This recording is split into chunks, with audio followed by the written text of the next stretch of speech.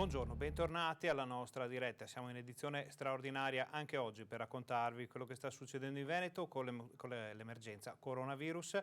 Siamo in diretta, lo saremo per gran parte del pomeriggio, poi seguiranno i nostri programmi di aggiornamento, intrattenimento, la messa alle 18 dal Santo, l'informazione locale di Rete Veneta alle 18:50 alla fine della messa, poi vi accompagneremo fino al focus di direttore Luigi Baccialli questa sera, quindi una giornata densa di appuntamenti, impegni e di informazione.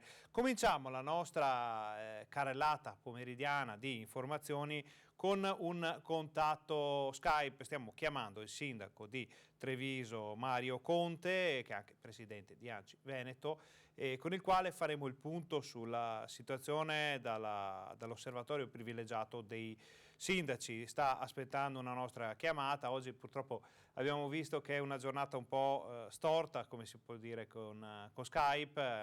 Il programma, la rete fanno un po' le bizze, noi cerchiamo di adeguarci a quelle che sono le situazioni contingenti. Allora, visto che Mario Conte in questo momento non ha potuto risponderci, andiamo a Padova e sentiamo cosa ha detto l'assessore alle attività produttive Antonio Bressa sulla riapertura di alcuni negozi nel capoluogo padovano.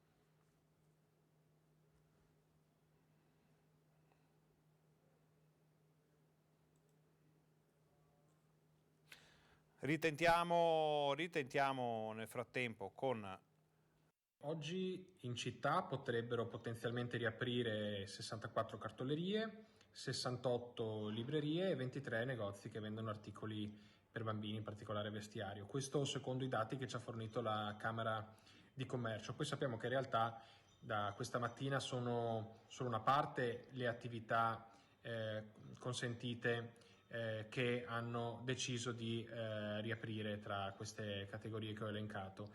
Questo per due ragioni fondamentali. Da un lato perché, come sappiamo, è intervenuta la Regione che ha limitato a soli 2 giorni la possibilità di apertura per queste attività, soli 2 giorni alla settimana. Dall'altro perché evidentemente, sussistendo ancora tutte le restrizioni per i movimenti delle persone, è chiaro che anche chi deve riaprire ha il timore di non riscontrare poi in termini di presenze, di fatturato, un adeguato numero di persone che possono accedere al proprio negozio. Quindi io ovviamente faccio gli auguri in bocca al lupo a chi oggi ha riaperto ed è un segnale sicuramente incoraggiante, ma l'auspicio generale è che presto ci siano le condizioni non solo perché queste attività possano aprire ed avere contezza anche di numeri adeguati per la loro attività in termini di ingressi, in termini di vendita, ma che soprattutto queste condizioni ci siano anche per le altre attività che ancora non possono aprire. Quindi speriamo che questa battaglia ci veda più velocemente possibile vincenti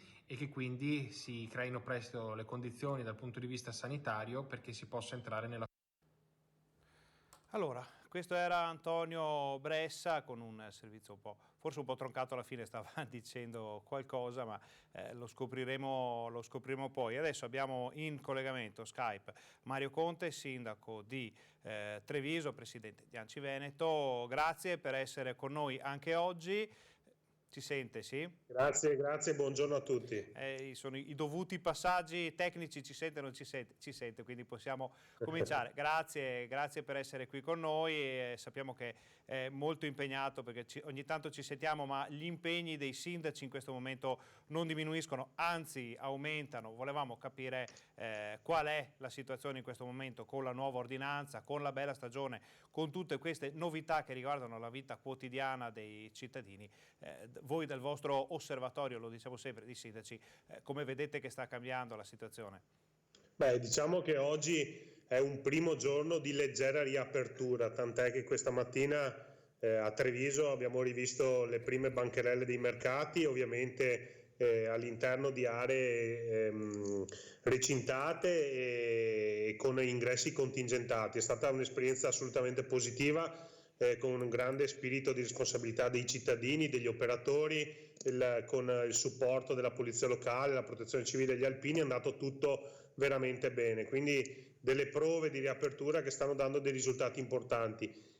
francamente abbiamo visto qualche persona di troppo uscire per andare a fare la corsa nelle mura o in Restera, e questo non è proprio un segnale che ci piace tanto, perché non dobbiamo abbassare la guardia, non dobbiamo pensare che la crisi, che l'emergenza sia finita, anzi siamo ancora in piena emergenza, ma siccome c'è la possibilità di cominciare ad aprire qualche settore, lo dobbiamo fare, ma sempre in massima sicurezza. Questo però non vuol dire che possiamo riversarci nelle strade, nelle mura, lungo i viali a fare footing o giri in bicicletta. Quindi mi raccomando, continuiamo a tenere alta l'attenzione, rimaniamo in casa e dobbiamo avere la capacità di cogliere queste opportunità che poi le istituzioni offrono, come la riapertura dei mercati. Sappiamo che, non so se sia già iniziata oggi o se sia una cosa che diventerà consuetudine da domani, che i sindaci dei capoluoghi del Veneto avranno un appuntamento fisso per discutere la situazione. Insomma, è un bel modo per fare rete questo.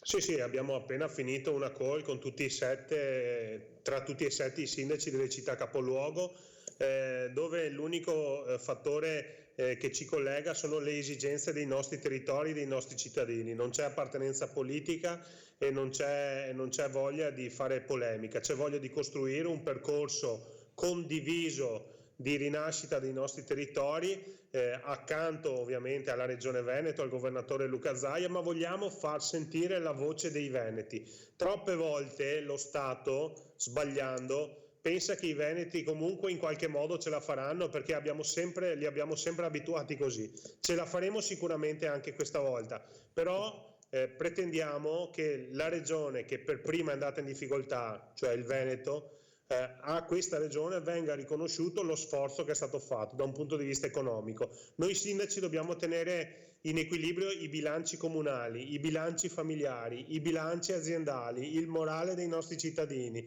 la tensione sociale. Credetemi, non è facile, lo vogliamo fare, abbiamo deciso di formalizzare questa rete dei sindaci delle città capoluogo proprio per uniformare e per fare un fronte comune per portare avanti le istanze dei nostri cittadini. Noi diciamo sempre che voi sindaci siete un po' il collo di bottiglia fra la popolazione e quelle che sono le istituzioni, quindi dal basso verso l'alto, quindi avete un compito molto importante, a volte gramo vista la mole di cose che vi vengono richieste, ma insomma è davvero fondamentale. È un compito simile, ma solo per certi aspetti, l'abbiamo anche noi delle TV. A noi per esempio sono arrivati tantissimi messaggi di telespettatori che dicono è un peccato avere aperto quella possibilità di 200 metri, perché la gente non ha capito, molti non hanno capito, sarebbe stato meglio forse tenere stretta questa morsa ancora per una settimana o due e poi vedere alla fine di questo periodo cosa può cambiare. Lei è d'accordo con queste critiche? Non sono critiche, sono considerazioni che ci inviano i nostri telespettatori? Però guardate, noi questa mattina, riaprendo i mercati, abbiamo fatto un atto di grande fiducia nei confronti dei cittadini, che è stato pienamente ripagato, perché se volete ho anche delle immagini, ma sono state veramente civilissimi, educati, tutti protetti, e quindi credo che se i cittadini vengono responsabilizzati, poi i divieti per noi veneti in realtà non è che servono, perché abbiamo una coscienza, abbiamo una morale. Qualcuno se ne approfitta. Pazienza, però io credo che siamo stati più di un mese chiusi rigorosamente in casa. Oggi cominciamo ad aprire un pochino, non superiamo il limite che ci siamo concessi, perché emettere un'ordinanza restrittiva ci mettiamo 5 minuti, voglio dire, però io credo che non sia il momento di utilizzare il bastone. I cittadini sono stati bravi, i risultati lo stanno testimoniando, perché qui parlo in provincia di Treviso, negli ultime 48 ore i casi positivi sono stati addirittura azzerati. Però questo non ci deve far abbassare la guardia, ci deve responsabilizzare, pur avendo la possibilità di muoverci un pochino di più. Quindi muoviamoci, ma utilizzando le mascherine. Ricordo anche che Treviso era tra i primi comuni, anzi il primo comune, l'unico comune che aveva deciso di rendere obbligatoria la mascherina anche per gli spostamenti all'esterno. Da oggi è obbligatorio in tutto il Veneto, e credo che questi siano segnali importanti di grande civiltà, di grande protezione dell'intera comunità. Certo, ecco, io finché il sindaco parlava ho estratto la mia temporanea, perché naturalmente queste sono da cambiare, sono sicuro che anche eccola lì, lì siamo di un livello un po' più ma ormai sono un collezionista di mascherine. Mascherine saremo tutte, anche se bisognerebbe smaltirle per evitare di tenere... Ho anche questa come la sua. Bene, ecco, io approfitto di questo momento anche un po' di leggerezza in un periodo molto complicato. Vogliamo dire ai telespettatori che questa dovrà diventare una dotazione personale per molto tempo, dovremo abituarci ad averla sempre con noi, a uscire con la mascherina, perché non sappiamo ancora quando sarà il momento di metterle via, di metterle da parte definitivamente. Assolutamente sì, anche perché la verità è che fino a quando non ci sarà il vaccino contro questo virus dovremo imparare a conviverci, quindi ci saranno dei momenti dove i contagi aumenteranno, dei momenti dove diminuiranno, ma questa diventerà una dotazione normale per i prossimi mesi che ci condizionerà un po' nella nostra vita, ma allo stesso tempo ci consentirà piano piano di riavvicinarsi a quella quotidianità che da sempre ci ha caratterizzato e che in questo momento tanto desideriamo. Però se non adottiamo tutti gli accorgimenti, quindi dal lavare le mani alle mascherine, al mantenere la distanza sociale anche se all'aperto, questo obiettivo si allontana. Sono però convinto, e i cittadini ne hanno già dato ampia dimostrazione, che sanno bene comportarsi soprattutto nei momenti di difficoltà, quindi massima fiducia ai miei cittadini, massima fiducia anche a tutti quegli operatori che in realtà stanno lavorando, stanno ricominciando a lavorare con le proprie ditte, perché è fondamentale che i dipendenti lavorino in massima sicurezza, che ci sia tutela per tutti quanti. Vogliamo tornare alla normalità, ma vogliamo soprattutto star bene, perché abbiamo visto che il coronavirus non scherza. Tra l'altro gli ultimi dati dicono anche che l'età dei contagiati si sta abbassando, quindi non è più nemmeno vero che colpisce soltanto una certa fascia di cittadinanza, e ricordo anche che la Lombardia non è poi così lontana, quindi non abbassiamo la guardia, proteggiamoci e piano piano seguiamo le indicazioni e torneremo alla normalità. Ritorno alla normalità, che vorrà dire, questo è una cosa con la quale dovremo fare i conti, anche un distanziamento sociale, a parte che nella vita quotidiana, come abbiamo detto, ma anche in quei luoghi di aggregazione, insomma, che per i veneti, ma in generale per gli italiani sono importanti, quindi dai bar ai ristoranti, tutta l'attività di ristorazione, il divertimento. Dovremo abituarci ad andare in cinema magari in cui il vicino di poltrona è a 1,5 metri, 2, i ristoranti in cui il tavolo più vicino sarà a 2 metri. Dovremo cambiare le nostre abitudini di vita non solo dentro casa, ma anche nella quotidianità, proprio all'esterno. Assolutamente sì, ci saranno dei cambiamenti radicali, tra l'altro cambiamenti che avranno anche delle ripercussioni economiche per le attività, quindi noi come amministratori dobbiamo prepararci sia da un punto di vista psicologico, perché io sono il primo che amo il momento dell'aperitivo, riunirmi e trovare con gli amici, e probabilmente per un periodo non potremo farlo, ma allo stesso tempo dobbiamo supportare tutte quelle categorie di persone che dovranno adattare le loro attività commerciali, perché se un ristorante aveva 50 coperti dovrà rinunciare a 20 coperti per ospitare le persone comunque a distanza di sicurezza. Stessa cosa per i locali, i cinema, il teatro, i palazzetti dello sport. Quindi insomma superiamo questa fase importante dell'emergenza, ma poi prepariamoci ad affrontare anche un periodo di grandi cambiamenti. Benissimo, benissimo. Allora noi ringraziamo Mario Conte per essere stato qui con noi. Approfittiamo di un altro breve spazio del suo tempo per il classico appello di fine video Skype per i suoi cittadini, ma in generale per tutti i cittadini. Il bello dei sindaci è che molto spesso siete intercambiabili, nel senso, indipendentemente dal colore politico, un sindaco è quasi sempre una persona che spende tutto quello che ha per i propri cittadini, quindi penso che un suo appello valga per tutti i comuni del Veneto. Ma certo, consentitemi una piccola parentesi per voi giornalisti, perché se è vero che i sindaci sono in prima linea, è altrettanto vero che grazie al vostro lavoro straordinario, alla vostra passione, la vostra professionalità che avete donato ai cittadini, avete consentito la trasmissione di notizie corrette, vere e importanti proprio per l'organizzazione in questa fase emergenziale della vita dei nostri cittadini. Quindi grazie davvero di cuore per quello che state facendo, che avete fatto e che continuerete a fare. Ai cittadini dico che la partita contro il coronavirus finisce quando l'arbitro fischia la fine. Siamo ancora nel bel mezzo della partita, è fondamentale che ognuno di noi dia il massimo nel suo ruolo, perché questa partita va giocata tutti insieme, tutti dobbiamo dare il massimo, tutti dobbiamo rispettare le regole come abbiamo fatto fino adesso. Siamo in vantaggio rispetto al coronavirus, ma non abbiamo ancora vinto, quindi concentriamoci, stiamo attenti, vogliamoci bene, prendiamoci cura di noi stessi e vedrete che tutto piano piano tornerà alla normalità. Aspettiamo però che l'arbitro fischi la fine di questa partita. Fino a quel momento testa bassa, concentrati e a tutela di noi stessi e della nostra comunità.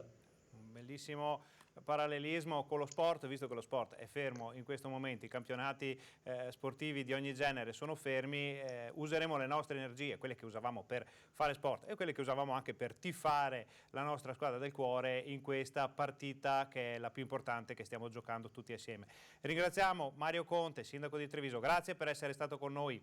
Grazie a voi, arrivederci e buon lavoro. Grazie, grazie. Torniamo in studio, avete sentito, questo era il punto di vista di un rappresentante di tutti i sindaci del Veneto, quindi quello che stanno vivendo i sindaci in questo momento è davvero, davvero molto complicato, perché noi lo diciamo sempre, sono il collo di bottiglia fra, l'abbiamo detto anche a Conte, fra i cittadini e le istituzioni.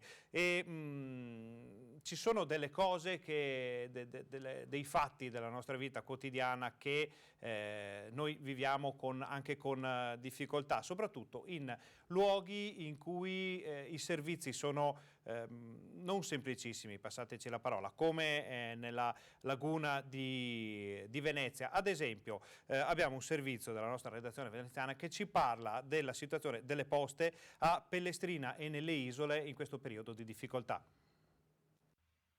Un solo ufficio postale aperto solo a giorni alterni non basta, da qui la richiesta di aprire, dopo quello di San Pietro in Volta, anche le poste di Pellestrina. Lido, Murano, Burano, appunto Pellestrina, in queste settimane qui si sono registrate lunghe code. L'ufficio postale di Pellestrina è chiuso, rimane aperto per 3 giorni a settimana, 3 mattine, e quello di San Pietro in Volta, il martedì, il giovedì e il sabato, che non sono però sufficienti a smaltire le lunghe code che si verificano, e in particolar modo persone anche anziane che hanno bisogno, perché in isola in certi punti addirittura non c'è il collegamento a internet. I cittadini hanno perciò avanzato una richiesta. Chiediamo alle poste italiane di aprire l'ufficio postale di Pellestrina, di trovare un giusto equilibrio, cioè lasciarlo chiuso? No, assolutamente no, ma di aprirlo perlomeno di andare incontro alle esigenze dei cittadini. Ripeto, in certi luoghi dell'isola non c'è neanche il collegamento a internet, si fa fatica anche a telefonare. Ora la direzione di Poste Italiane dovrà valutare che decisioni prendere. Ci siamo già rivolti ai responsabili delle poste italiane, alle autorità competenti, ci auguriamo che nei prossimi giorni apra l'ufficio postale di Pellestrina. Colgo anche l'occasione per ringraziare i cittadini per le segnalazioni.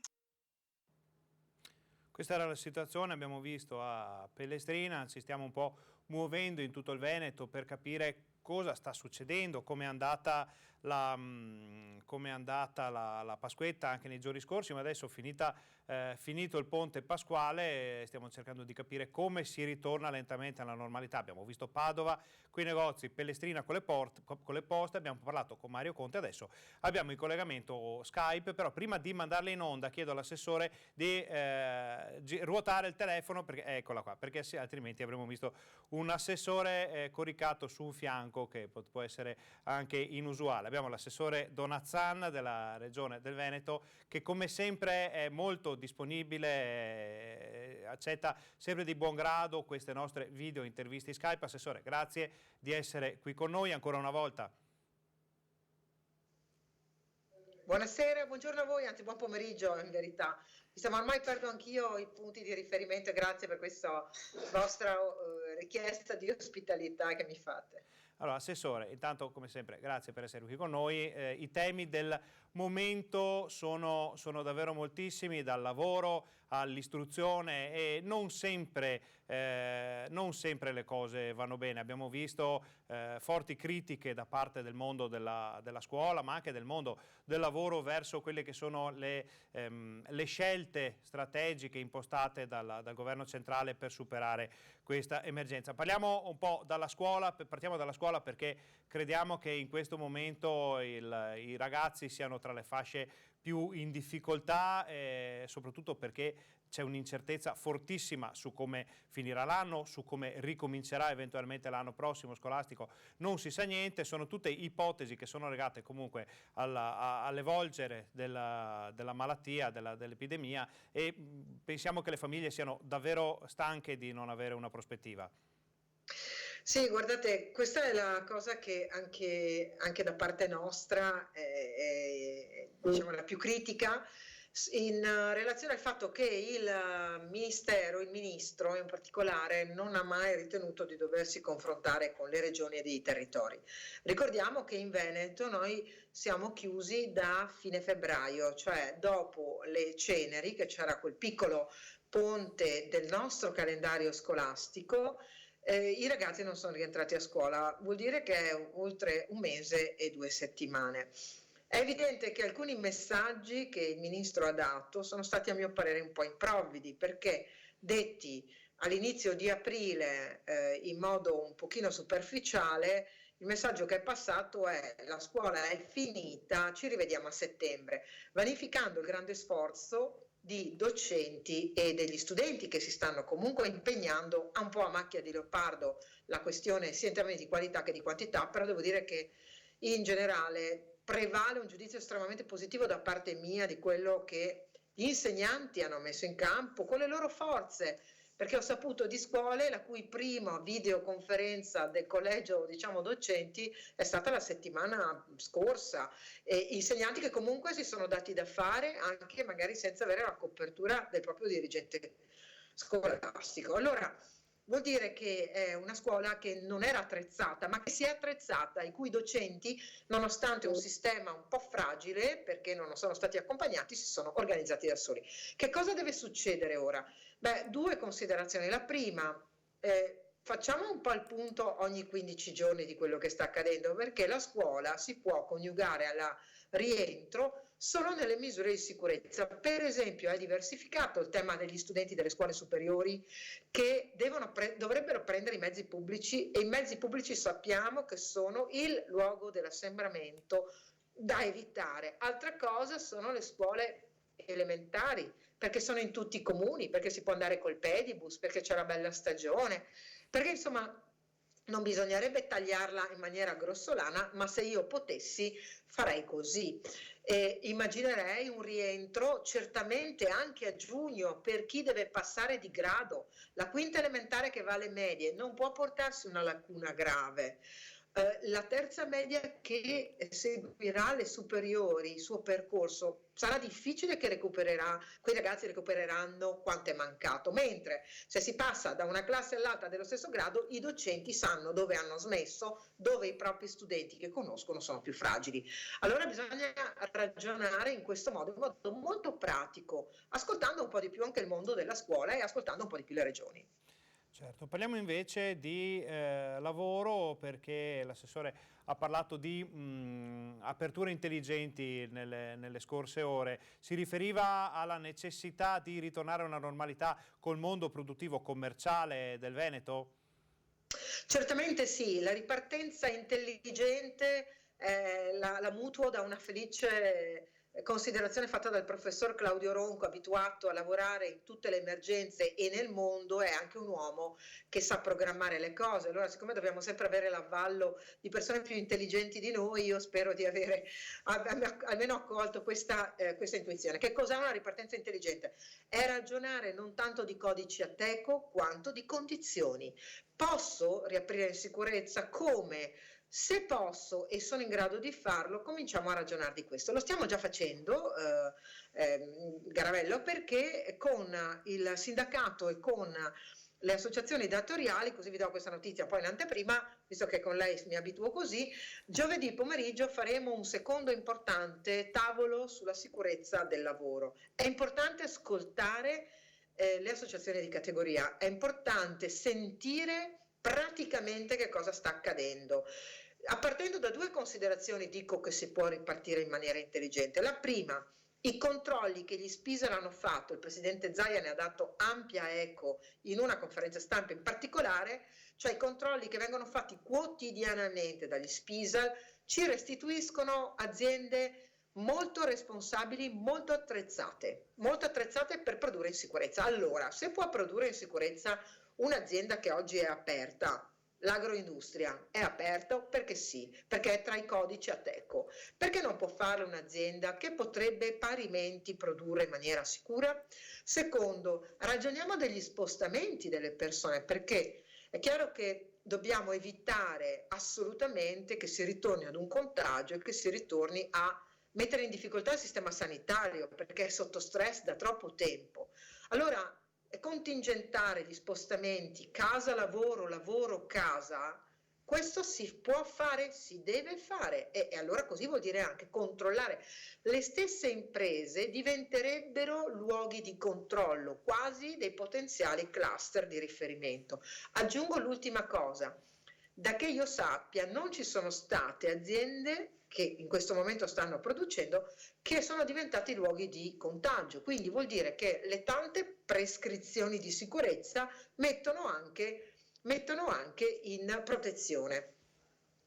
Vedo l'assessore fermo in questo momento, credo che la linea è tornata. Bene, abbiamo sentito tutto il discorso. Quindi insomma, grazie della notizia in anteprima che come sempre noi di Rete Veneta abbiamo la fortuna di sentire l'assessore nei momenti giusti nei quali poi ci dà delle anteprime, delle informazioni molto molto importanti. Assessore, chiudiamo con gli ammortizzatori sociali. Qual è la situazione delle richieste di cassa integrazione in questo momento?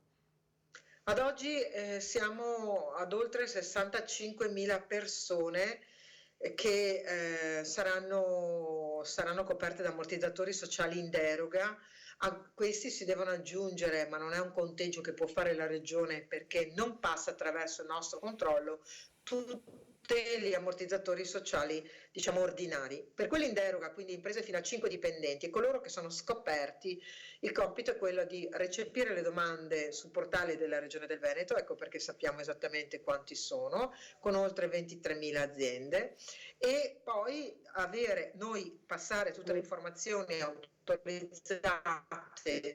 all'INPS e l'INPS paga.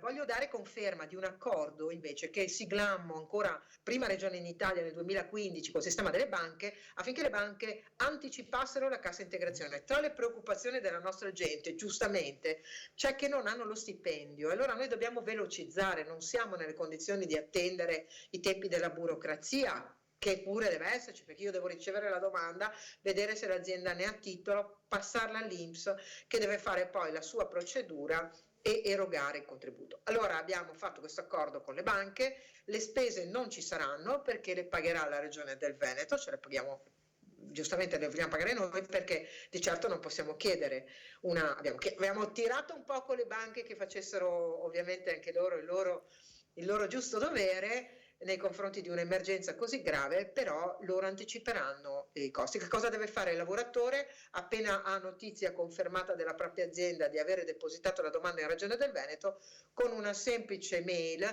può fare richiesta presso la sua banca. Importantissima questa notizia, importantissimo questo dettaglio proprio per i lavoratori, quindi troverete anche questo materiale sui nostri social, su YouTube, sulla pagina Facebook, in modo da poter risentire quello che è stato detto e anche questa dinamica per poterla approfondire. Poi noi di Rete Veneta abbiamo sempre approfondimenti, proprio in questo periodo stiamo facendo dei focus sull'economia che potete vedere con le nostre linee dirette. Quindi ringraziamo l'assessore Elena Donazan, come sempre notizie fresche, quasi in esclusiva, di questo ci possiamo un po' vantare. La risentiremo prima della fine della settimana per capire, avvicinandosi la fine delle scuole ipotetica, cosa cambia per i nostri studenti. Grazie Assessore. Grazie a voi, ancora buona Pasqua.